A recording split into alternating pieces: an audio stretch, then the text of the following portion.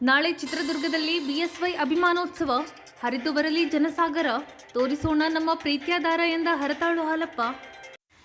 ನಮ್ಮೆಲ್ಲರ ಪ್ರೀತಿಯ ಜನನಾಯಕರು, ಮಾಜಿ ಮುಖ್ಯಮಂತ್ರಿಗಳು ಹಾಗೂ ನನ್ನಂತಹ ನೂರಾರು ಜನರಿಗೆ ರಾಜಕೀಯ ಭವಿಷ್ಯ ಕೊಟ್ಟವರು ಬಿಎಸ್ ಯಡಿಯೂರಪ್ಪ. ಅವರ ಅಭಿಮಾನೋತ್ಸವ ಕಾರ್ಯಕ್ರಮ ನಾ ಭೂತೋ ನಾ ಭವಿಷ್ಯತಿ ಎಂಬಂತೆ ಅದ್ದೂರಿಯಾಗಿ ನಾಳೆ ಚಿತ್ರದುರ್ಗದಲ್ಲಿ ನಡೆಯಲಿದ್ದು, ಸಹಸ್ರ ಸಂಖ್ಯೆಯಲ್ಲಿ ಎಲ್ಲರೂ ಪಾಲ್ಗೊಳ್ಳಲು ಮಾಜಿ ಸಚಿವರು ಹಾಗೂ ಬಿಜೆಪಿ ರಾಜ್ಯ ಉಪಾಧ್ಯಕ್ಷ ಹರತಾಳು ಹಾಲಪ್ಪ ಮನವಿ ಮಾಡಿದ್ದಾರೆ. ಯಡಿಯೂರಪ್ಪನವ್ರ ಬಗ್ಗೆ ಎಷ್ಟು ಹೇಳಿದ್ರು ಕಡಿಮೆನೆ. ಅವರೇ ಒಂದು ಯೂನಿವರ್ಸಿಟಿ ಥರ ಆಗ್ಬಿಟ್ಟಿದ್ದಾರೆ ಬರ್ತಾ ಬರ್ತಾ ಬರ್ತಾ. ಯಾಕೆ ಅಂತ ಹೇಳಿದ್ರೆ, ಯಡಿಯೂರಪ್ಪನವ್ರಿಗೆ ರಾಜಕೀಯ ಜೀವನಕ್ಕೆ ಬಂದು 50 ವರ್ಷ ಮೇಲ್ಪಟ್ಟು ಆಗಿದೆ. ಈ 50 ವರ್ಷಗಳಲ್ಲಿ ಪುರಸಭೆಯ ಸದಸ್ಯರಾಗಿ, ಶಾಸಕರಾಗಿ, ವಿಧಾನ ಪರಿಷತ್ ಸದಸ್ಯರಾಗಿ ಮತ್ತು ಉಪಮುಖ್ಯಮಂತ್ರಿಯಾಗಿ, ಮುಖ್ಯಮಂತ್ರಿಗಳಾಗಿ ಅವರು ಕೆಲಸ ಮಾಡಿದ್ದಾರೆ. ಈ ಮುಖ್ಯಮಂತ್ರಿ ಅನ್ನೋಕ್ಕಿಂತ ಮೊದಲೇ ಹೋರಾಟದ ಮೂಲಕ ಬದುಕನ್ನು ರೂಪಿಸ್ಕೊತ ಬಂದರು. ಅನ್ಯಾಯದ ವಿರುದ್ಧ ಪ್ರತಿಭಟಿಸ್ತಾ ಬಂದರು. ರೈತರ ಪರವಾಗಿ ಧ್ವನಿ ಎತ್ತಾ ಬಂದರು. ಆ ಮೂಲಕ BJPಯಲ್ಲಿ ಗುರ್ಸ್ಕೊಂಡ್ರು. ಆಮೇಲೆ ಯಡಿಯೂರಪ್ಪನ ಮೂಲಕ BJP ಗುರ್ಸ್ಕೊಳ್ತಕ್ಕಂಥ ಒಂದು ಹೋರಾಟವನ್ನು ಅವ್ರು ರೂಪಿಸಿದ್ರು. ಹೀಗೆ ಯಡಿಯೂರಪ್ಪ BJP ಯಡಿಯೂರಪ್ಪ ಆಗಿದೆ. ಹೀಗೆ ಹೋರಾಟ ಮಾಡಿ ಅಧಿಕಾರವನ್ನು ಹಿಡಿದ್ರು. ಅಧಿಕಾರ ಹಿಡಿದಾಗ ಏನು ಮಾಡಿದ್ರು ಅದು ಭಾಳ ಮುಖ್ಯ ಜೀವನದಲ್ಲಿ. ಇವರು ಅಧಿಕಾರ ಬಂದಾಗ ಏನು ಇವರು ಹೋರಾಟ ಮಾಡಿದ್ರು, ಬಡವರ ಕಾರ್ಯಕ್ರಮಗಳು, ಶೋಷಿತರ ಕಾರ್ಯಕ್ರಮಗಳು, ಪೀಡಿತರ ಕಾರ್ಯಕ್ರಮಗಳು, ಹೆಣ್ಣು ಮಕ್ಕಳಿಗೆ ಕಾರ್ಯಕ್ರಮಗಳು, ಇದ್ರ ಬಗ್ಗೆ ಯೋಚನೆ ಮಾಡಿ ಕಾರ್ಯಕ್ರಮಗಳನ್ನು ಕೊಟ್ಟರು. ಶೋಷಿತರು ಯಾರು? ರೈತರು. ಪೀಡಿತರು ಯಾರು? ಹೆಣ್ಣು ಮಕ್ಕಳು. ಶೋಷಿತ ರೈತರಿಗೆ ಕೃಷಿ ಬಜೆಟನ್ನು ಕೊಟ್ಟರು. ಕೃಷಿ ಬಜೆಟ್ ಕೊಡೋಕ್ಕಿಂತ ಮೊದಲೇ ಈ ದೇಶದಲ್ಲಿ ಮಾದರಿ ಆದರು ಅವರು. ಯಾವುದಕ್ಕೆ? ಸಾಲ ಬಡ್ಡಿ 3% ಗಳಿಸಿದರು. ಆಮೇಲೆ ಬಡ್ಡಿ ರಹಿತ ಸಾಲವನ್ನು ದೇಶದಲ್ಲಿ ಪ್ರಪ್ರಥಮ ಕೊಟ್ಟವರು ಯಡಿಯೂರಪ್ಪನವರು. ಅದೇ ರೀತಿ ಹೆಣ್ಣು ಮಕ್ಕಳಿಗೆ ಸೈಕಲ್ ಕೊಡೋದ್ರ ಮೂಲಕ ಹೆಣ್ಣು ಮಕ್ಕಳು, ಒಂದು ಯುವ ಪೀಳಿಗೆ ಅಭಿವೃದ್ಧಿಯ ಸಂಕೇತವಾಗಿ ಕಾಲೇಜಿಗೆ ಬರೋ ಹಾಗಾಯಿತು. ಕಾಲೇಜಿಗೆ ಬಂದು ಹೆಣ್ಣು ಮಕ್ಕಳು, ಈಗ ಅವರು 35 ವರ್ಷ ಅವ್ರು ಸೈಕಲ್ ಕೊಟ್ಟಾಗ ಹೈಸ್ಕೂಲಲ್ಲಿದ್ದರು. ಈಗ ಅವರು ಗೃಹಿಣಿಯರಾಗಿದ್ದಾರೆ, ನೌಕರರಾಗಿದ್ದಾರೆ.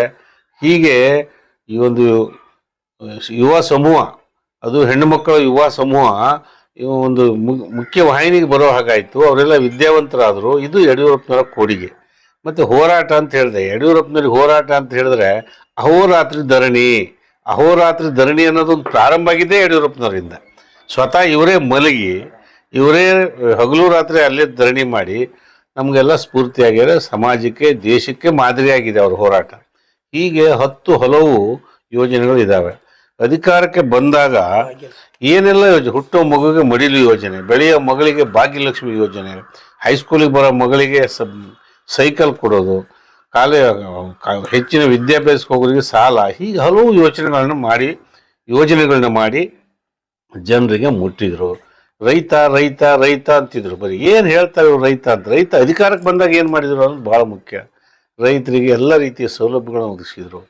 ಮತ್ತು ಅಭಿವೃದ್ಧಿಯ ನಾಗಲೋಟ ಆಯಿತು. ನಮ್ಮ ಶಿವಮೊಗ್ಗ ಜಿಲ್ಲೆಯಲ್ಲೇ ನಾವು ಹೇಳ್ಬೋದು ಬೇಕಾದ್ರೆ. ಏರ್ಪೋರ್ಟ್ ಆಯಿತು, ರೈಲು ಸಾಗರಕ್ಕೆ ಬಂತು, 1-2 ಶರಾವತಿ ಸೇತುವೆ ಆಯಿತು, ಪಟಗುಪ್ಪ ಸೇತುವೆ ಆಯಿತು, ಶಿವಮೊಗ್ಗ ನಗರಕ್ಕೆ ಹೊಸ 2 ಸೇತುವೆಗಳಾದವು. ಶಿವಮೊಗ್ಗ ನಗರಕ್ಕೆ ಏನು ಮಾಡಿಲ್ಲ, ಶಿವಮೊಗ್ಗಕ್ಕೆ ಮೆಡಿಕಲ್ ಕಾಲೇಜ್ ಬಂತು.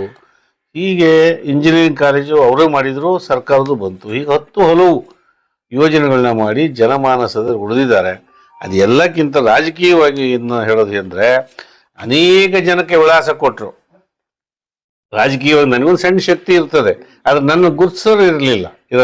ಇವರಿಗೊಂದು ಶಕ್ತಿ ಇದೆ, ನಮ್ಮ ಪಕ್ಕದಲ್ಲಿದ್ದಾರೆ ವೀರೇಶ್, ಅವರಿಗೊಂದು ಗುರ್ತಿಸಕ್ಕಂತ ಒಂದು ವಿಳಾಸ ಕೊಡೋದು ಅಂತ ಹೇಳ್ತೇನೆ ನನ್ನ ಪರಿಭಾಷೆಯಲ್ಲಿ.